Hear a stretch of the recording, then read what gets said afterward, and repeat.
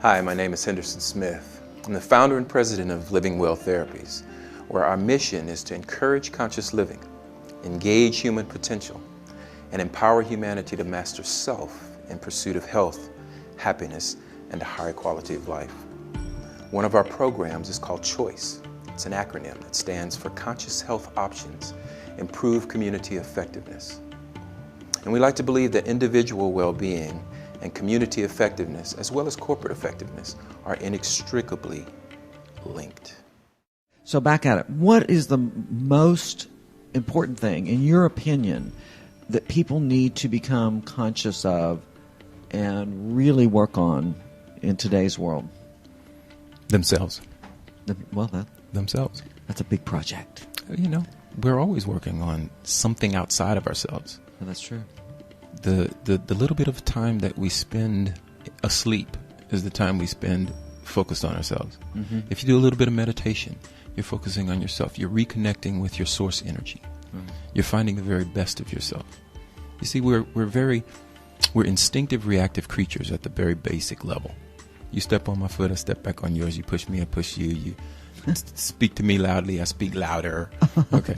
And so that's instinctive, reactive. When we become consciously responsive, then you're aware of how you're showing up, aware of how I'm affecting you. And so those things that push your emotional buttons don't produce a reactive response. You can consciously respond to it rather than unconsciously react to it. Well, and I think that's very important, and I call that going into Buddha fly on the wall state. I like Buddha fly on the wall. So yeah. when you get into those things and people are trying to push your buttons, mm-hmm. if you can just remove yourself from it and just, I think it's a shame that most of us don't find life any more interesting than we do. Instead of reacting to those buttons being pushed, what about if we say, isn't that interesting that that's pissing me off? Yeah, exactly. Wonder what that means about me. Now you're starting to ask an important question. Right. Okay. Where's that coming from in my history and my historical story? Mm-hmm. What's being re-registered? What am I reliving that's happened to me before that's causing me to react to this little thing the way I'm reacting to it? Right. Yeah. And it's the moment of pause. It's the moment of pause. I agree. And it is about just becoming more consciously aware. That's it. The moment of pause takes you from animal to human.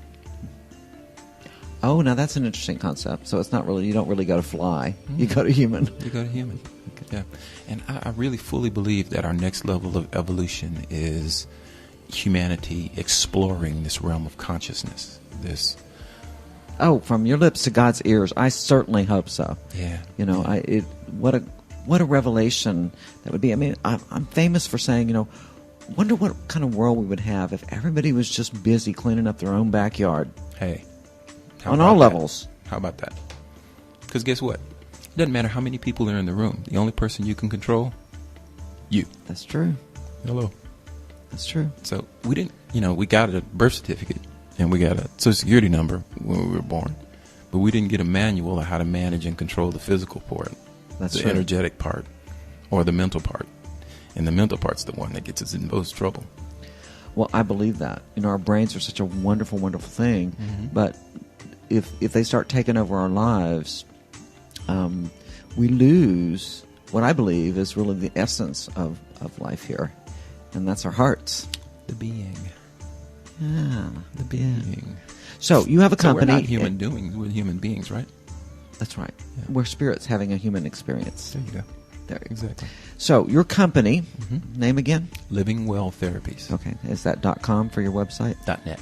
www.livingwelltherapies.net. Okay. So you work with individuals, you work with companies.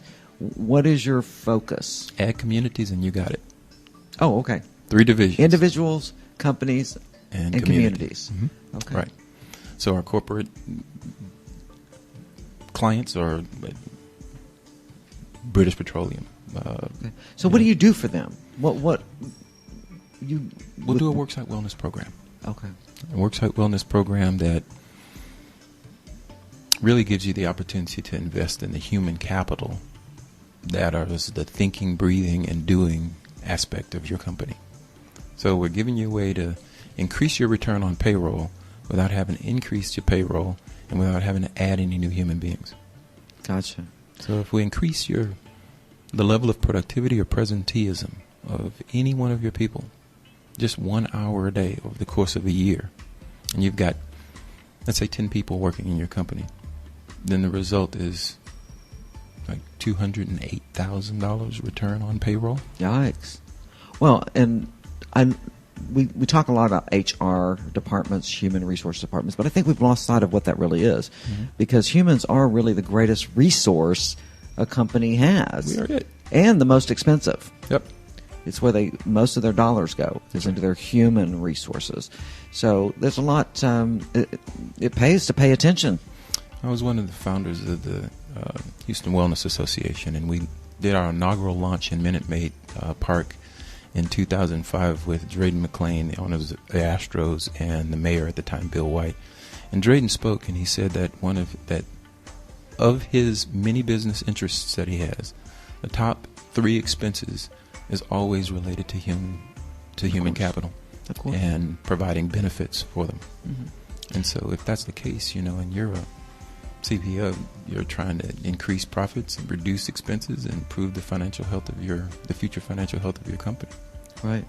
Not to mention that, because I was in the corporate world for a long time, and in management for a lot of that period. And so I always knew that, if you were the place where the best people wanted to work, you had the best company. You had the best company. And so if you're... Nobody could steal your people. That's right. And loyal and happy employees attract loyal and happy customers. Hello. Like it's energies really attract. simple, isn't it? It's very simple. It really is. And we make simple. it so complicated with, we got to have this program, we got to have that. You know what? What you need to do is create an environment, a corporate environment that people want to work in. Mm-hmm. They want to be there. Mm-hmm. And then everything else kind of falls into place. You got it. See, we've become accustomed as leaders to believe that incentives and consequences are the driving force behind human behavior. And human behavior is motivated from inside out. That's right. And the floggings will continue until morale improves. Exactly. Yeah. Now make that happen. Exactly. Make that work. But so how's that working for you? Exactly. But it's still happening.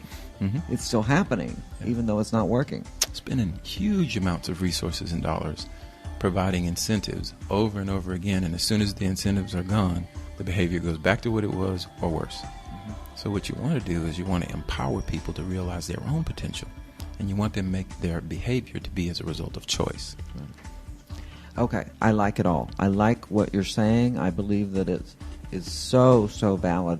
So let's say a company with 30 employees, and whoever owns the company is listening to the show right now thinking, this is making a lot of sense to me.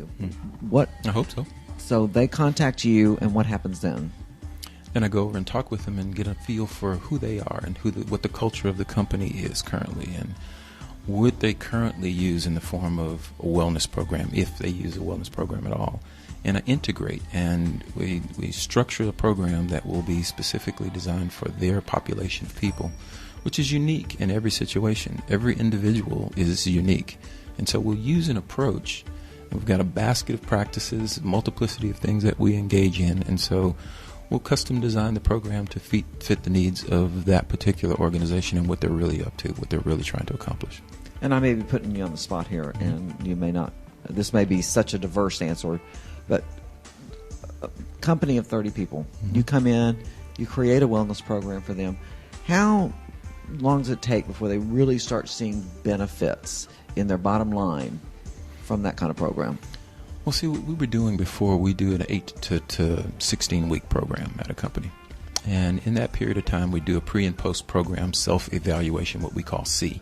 So we've got 7 questions we ask the employees before the program begins and then after the program ends.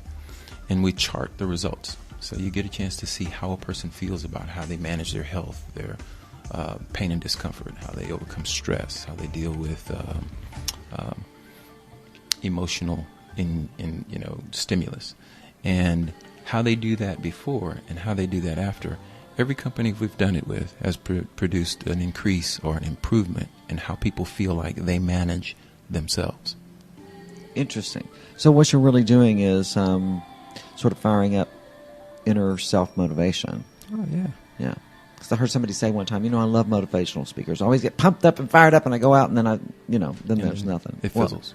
Got to come from in here. Right. And so what we've done now is we've created a program that has a year-long process, and that when we're finished, we're making you a self-sufficient operation in terms of changing the culture of wellness at your company. And that's really the key. That's really the key. It's the culture of wherever you are, whether it's your home, your community, your family, whatever. The culture is created by the people. Absolutely. And once the culture is created, it becomes sort of self-governing in a way. There you go.